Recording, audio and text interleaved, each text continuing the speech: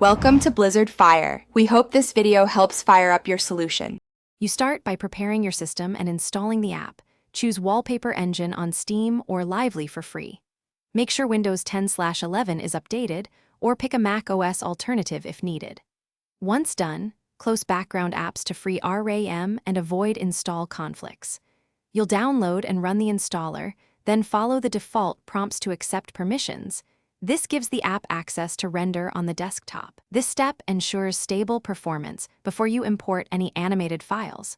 You now add your chosen live file and configure playback settings. Import an MP4, WebM, GIF, or HTML5 scene.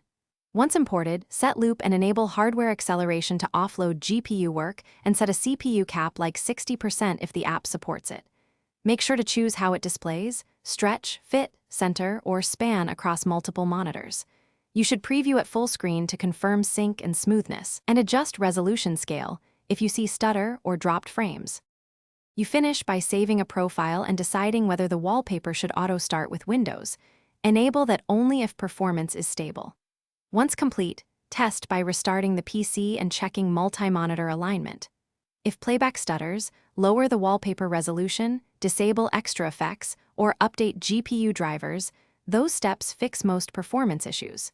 If you see a black screen, toggle the app's desktop visibility option. Restart the wallpaper process, and make sure no other full-screen apps are blocking rendering. Thanks for watching. If you found this helpful, don't forget to like and subscribe.